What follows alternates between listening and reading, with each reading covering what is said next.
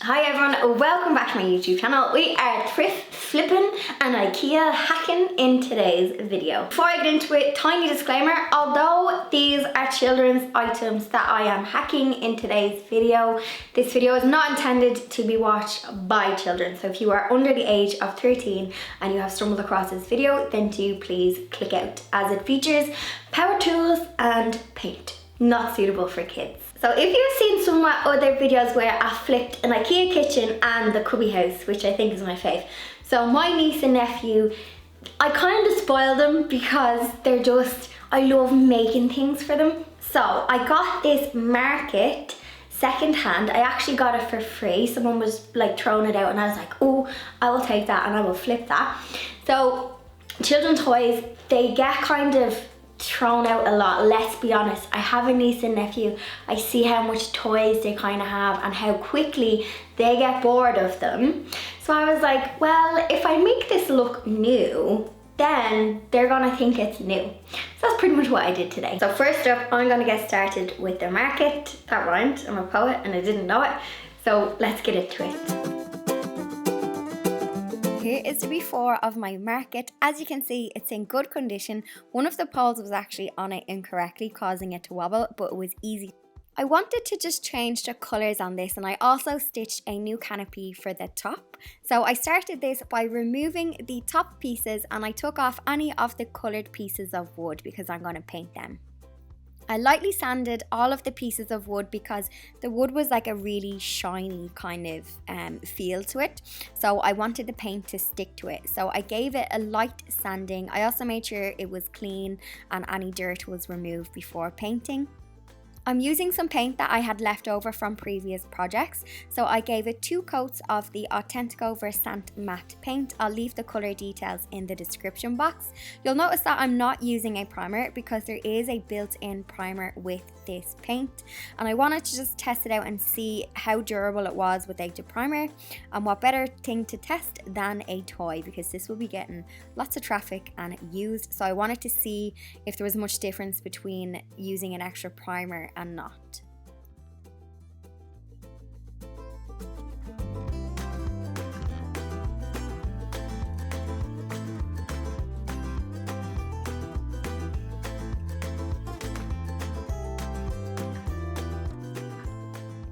To make a new canopy, I simply use the old one as a template. So I unpicked the stitches in the old fabric canopy. I laid it down on my fabric and traced out the shape, and I then cut it out. I stitched a narrow hem on either side so that there would be no raw edges and it would look super polished and professional. I used the original fabric canopy to mark out where I needed to make the little tunnels to pop in the wooden dowels. So I placed it on top and I pinned in where the original stitches were for the dowels to make the little tunnels, which you'll see I'm gonna do it now. And this just meant that my little wooden dowel sticks would go in neat and snug.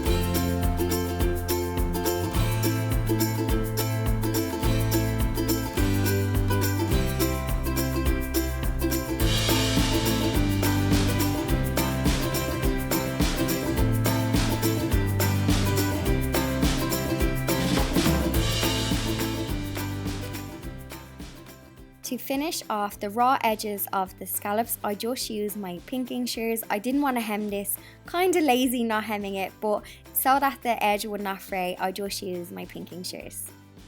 Once all my wooden pieces were fully dry, I then assembled back my market, and I had so much fun styling this up with the wooden veg and any like little toys and trinkets. It really was fun making this project. My inner child had fun with this one.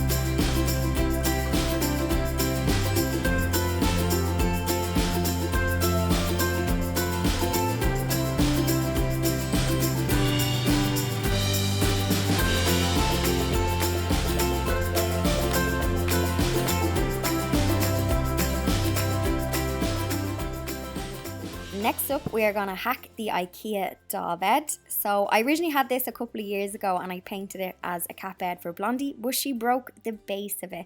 I found it last week when I was decluttering and I wanted to give it a makeover for my niece for her dollies. I used some scrap wood that I had in my shed to make a new base. So I simply measured it out. It's roughly 18.5 inches in length.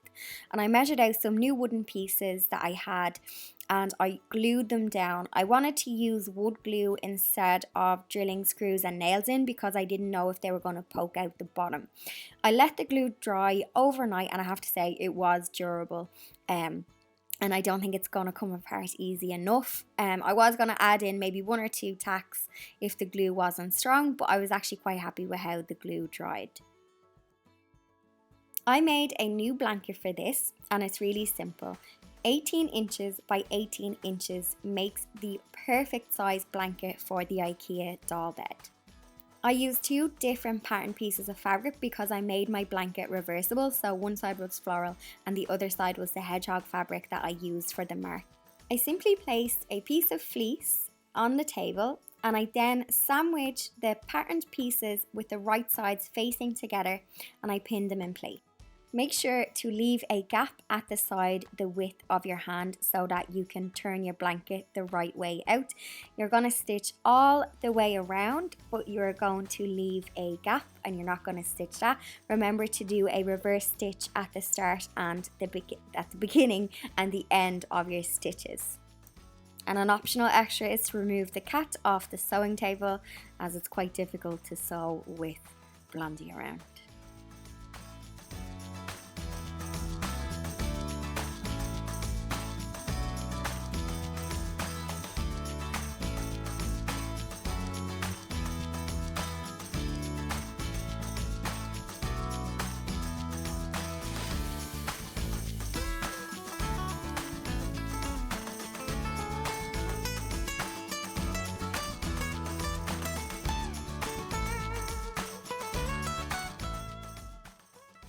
After you sew your blanket and you turn it right way out, you're going to give it a good iron, and to close up that seam, I just did a stitch all the way around the blanket and it gives it this kind of quilted effect. You can also do some more lines of stitching and make it look like a proper quilt if you want to. To make the pillows, they are 6 inches across and 4 inches down. And you are going to make them the same way as the blanket. You're going to leave a gap so you can turn it right way out. So once you've done stitching, you can clip the corners and turn it right way out. And then I just used some filler that I had and I stuffed it with some filler and I hand stitched the pillows closed.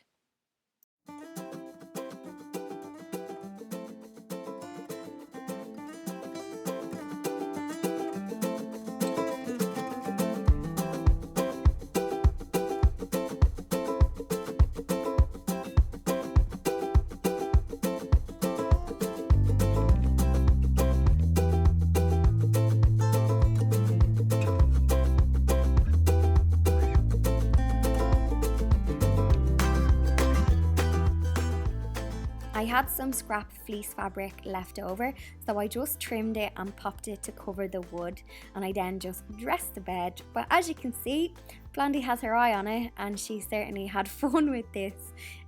It's quite hard to get her off the bed, to be honest, which you will see.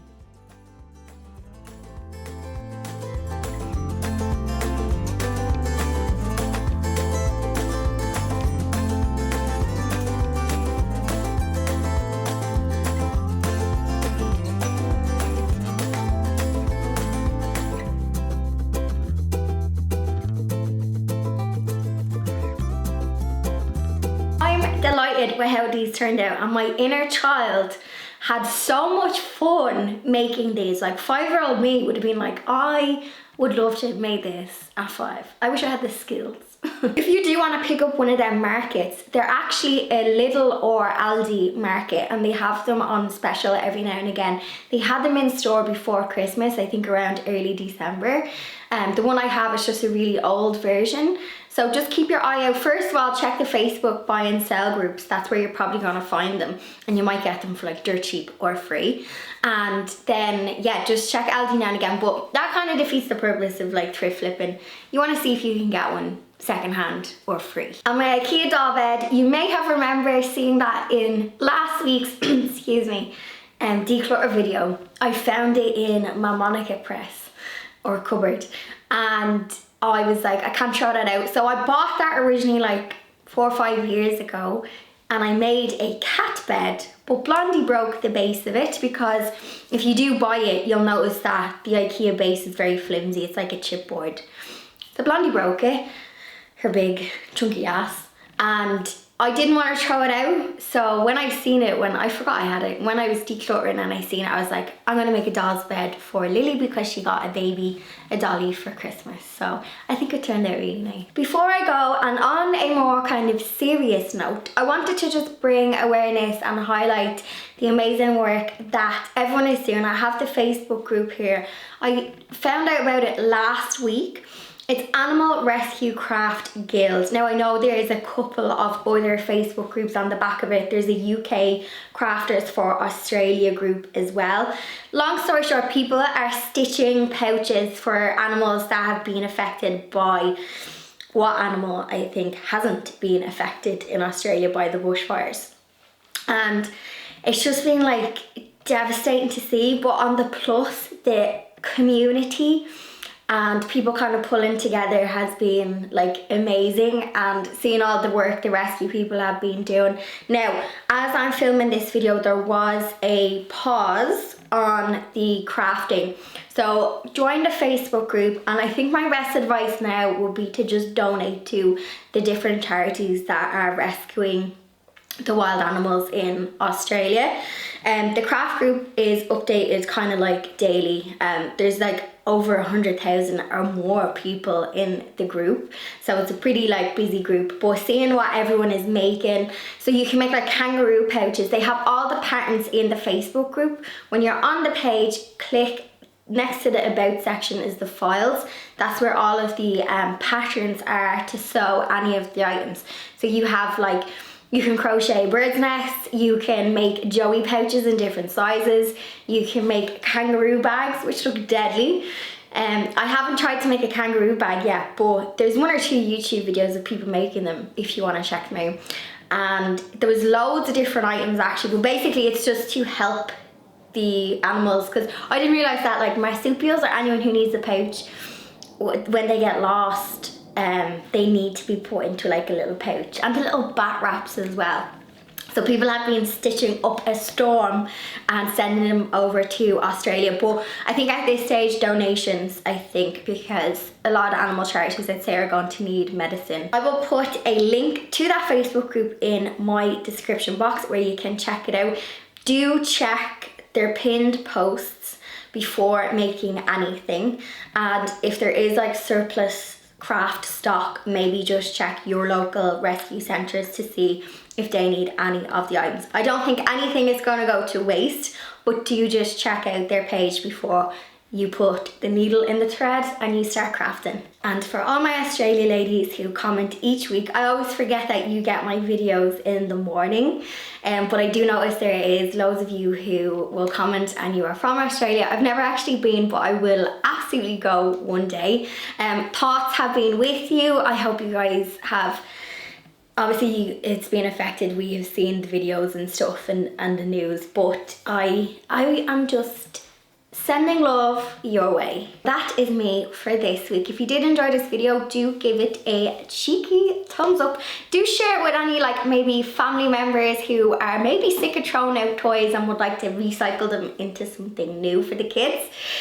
Do share and tag any friends who you think would enjoy this video. That's me for this week, and I'll see you all next week. Bye everyone.